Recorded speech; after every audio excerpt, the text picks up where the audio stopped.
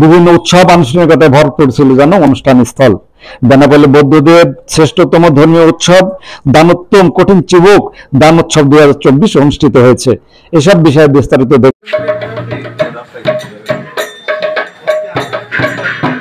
সমগ্র সমৃদ্ধের প্রশংসিত বৌদ্ধদের শ্রেষ্ঠতম ধর্মীয় উৎসব দানোত্তম কঠিন চিবুক দানোৎসব 2024 বেনাপোলে শুক্রবার সকালে অনুষ্ঠিত হয়েছে।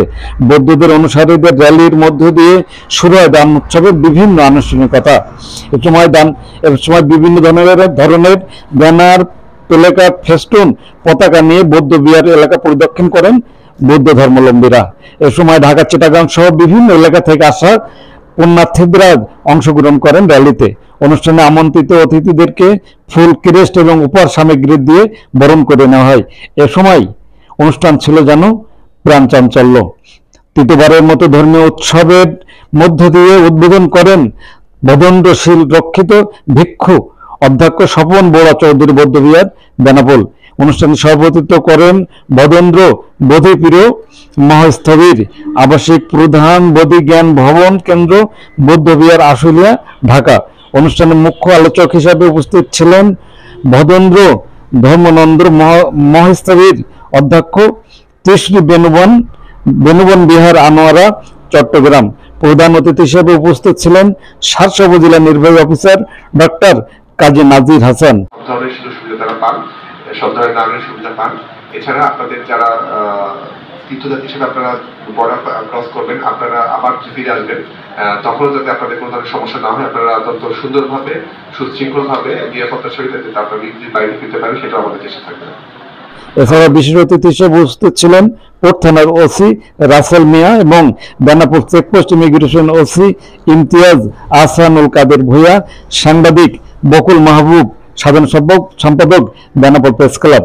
এছাড়াও বৌদ্ধ সদস্য তপন কুমার বড়ুয়া, দীপেন বড়ুয়া এবং লাবণী বড়ুয়া ও অসীম চৌধুরী এ সময় বক্তব্য রাখেন। ধর্মীয় আচার অনুষ্ঠান শেষে বেনাপোল ইমিগ্রেশন দিয়ে তীর্থযাত্রী হিসাবে ভারতে গমন করেন দেশের বিভিন্ন স্থান থেকে আসা বৌদ্ধরা। বেনাপোল বৌদ্ধ বিহারের সেবা পেয়ে খুশি আগত যাত্রীরা কি বলছেন তারা শুনবো তাদের কথা। প্রথমবারের মতো এখানে এসে আমার এত বেশি ভালো লাগতেছে যে আসলে আমি কোনো সময় এদিকে আসিনি, এই প্রথম আসছি। তো এসে আমি আশ্চর্য হয়ে গেছি যে এমন একটা জায়গায় অনেক কষ্টকর একটা বৌদ্ধ মন্দির করা স্বপন বড়ুয়া চৌধুরীকে আমি অসম্ভব ধন্যবাদ এবং আমাদের ভালো লাগছে, খুশি, শান্তি। 2022 সালে বেনাপোলে ব্যক্তি উদ্যোগে বিশিষ্ট শিল্পপতি স্বপন বড়ুয়া চৌধুরী নিজ নামে বেনাপোলে বৌদ্ধ বিহার প্রতিষ্ঠা করেন। নিজের জমি, নিজের ঘর করেই এই বৌদ্ধ বিহার প্রতিষ্ঠাতা করেন তিনি। সব ধরনের মানুষের বিশ্রাম, থাকা, খাওয়া সহ বিভিন্ন ধরনের সেবা দিয়ে থাকেন এই বৌদ্ধ বিহার থেকে। এই বৌদ্ধ বিহার থেকেও বিভিন্ন ধরনের জাতি, ধর্ম, বর্ণ নির্বিশেষে সব ধরনের মানুষের সেবা দেওয়া হয় বলে জানান স্বপন বড়ুয়া চৌধুরী। প্রতিষ্ঠাতা বৌদ্ধ বিহারের প্রতিষ্ঠাতা স্বপন বড়ুয়া চৌধুরী এসব কথা বলেন। মূলত এই বৌদ্ধ বিহারটি করা হয়েছে, আপনারা জানেন যে বেনাপোলে কোনো বৌদ্ধ ধর্মাবলম্বী বসবাস করেন না। কিছু সংখ্যক লোক যশোর, খুলনা বা অন্যান্য জায়গা আছে, 224 জনের মতো যশোরে বৌদ্ধ ধর্মাবলম্বী বসবাস করে। তো প্রতি বছর চিকিৎসার ব্যাপারে এবং আমাদের বৌদ্ধদের তীর্থযাত্রীদের যারা ভারতের বুদ্ধগয়া সহ কুশীনগর অন্যান্য জায়গায় তারা ভ্রমণ করতে যান, বেনাপোলে এসে তারা খুবই কষ্ট পায়। ভোর 3টা-4টার সময় গাড়ি আসে চিটাগাং থেকে, অনেক কষ্ট করে। তারা বর্ষার জায়গা থাকে না, একটু বাথরুমে যাওয়ার জায়গা থাকে না, অনেক সময় শীতের সময়, বৃষ্টির সময় তারা খুব কষ্টের মধ্যে এখানে থাকতে হয়। সেজন্য আমার অনেক দিনের একটা স্বপ্ন ছিল যে এই তীর্থযাত্রী সহ রোগীদেরকে একটু সহযোগিতা করার জন্য আমি এখানে একটা বৌদ্ধ বিহার করেছি। দক্ষিণবঙ্গের প্রথম বৌদ্ধ বিহার এটি বলে জানান তিনি। বেনাপোলে 3 বছর যাবৎ অনুষ্ঠিত হচ্ছে এই বৌদ্ধদের বিভিন্ন আচার অনুষ্ঠান। উপজেলা নির্বাহী অফিসার বলেন, সব ধরনের মানুষের সেবা দিতে সচেষ্ট প্রশাসন। এখানে বৌদ্ধদের সব ধরনের সেবা অব্যাহত থাকবে বলে জানান তিনি। উৎসব দান উত্তম, অর্থাৎ দানের মধ্যে সবচেয়ে উত্তম দান যেটা বৌদ্ধ ধর্মে বলা হয়ে থাকে সেটা হলো এই কঠিন জীবনদান। এই অনুষ্ঠানটির মাধ্যমে আমাদের যারা বৌদ্ধ ভিক্ষু রয়েছেন, অর্থাৎ বৌদ্ধ ভিক্ষু আপনাদের বৌদ্ধ ধর্মের যারা সবচেয়ে ধর্মীয় রয়েছেন তাদের প্রতি শ্রদ্ধা এবং সম্মান প্রদর্শন করে থাকেন বৌদ্ধ ধর্মাবলম্বীরা।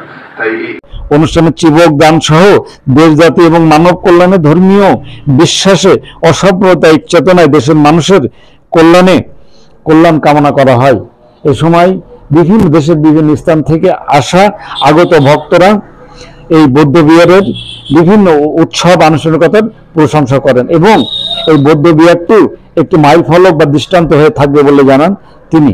কি বলছেন আগত ভক্তরা, আমন্ত্রিত অতিথি সহ এই বৌদ্ধ বিহারের প্রতিষ্ঠাতা, শুনবো তাদের। আসলে এটা বৌদ্ধ বিহার মানে অনেকটা আমাদের এই বিহারের দক্ষ বলেন একটা চিটাঙের কথা জিরানি খোলা। তার মাঝখানে যাওয়ার সময় কোনো জায়গায় যাওয়ার সময় মাঝখানে যে একটু দিন জিরায়, মানে একটু করে বিশ্রাম নেয়, সেই বিশ্রামের জায়গাটা হচ্ছে এটা।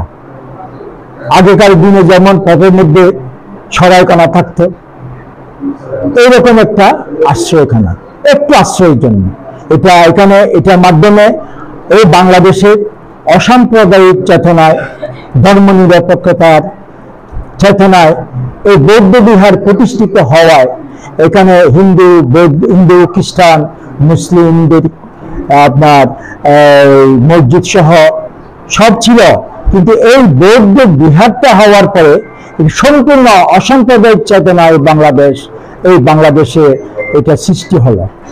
তো আমি আজকে এবং এটাও আমি করে আশেপাশে যে সমস্ত ধর্মাবলম্বী, যে সমস্ত আমার ভাইয়েরা বোনেরা আছেন, তাদের আন্তরিকতা আসলে আমরা বড়ই বিমুগ্ধ এবং তাদের কাছে কৃতজ্ঞ।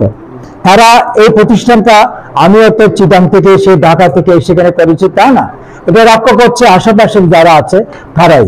তাদেরকে আমরা আজকের দিনে কৃতজ্ঞতা জানাচ্ছি। আর আমাদের ভিডিওটি ভালো লাগলে শেয়ার করে অন্যকে দেখার সুযোগ করে দিবেন, আর লাইক কমেন্টস করে জানাবেন আপনার মূল্যবান মতামত। আর আমাদের চ্যানেলটিতে নতুন হলে এখনই করে নেবেন সাবস্ক্রাইব।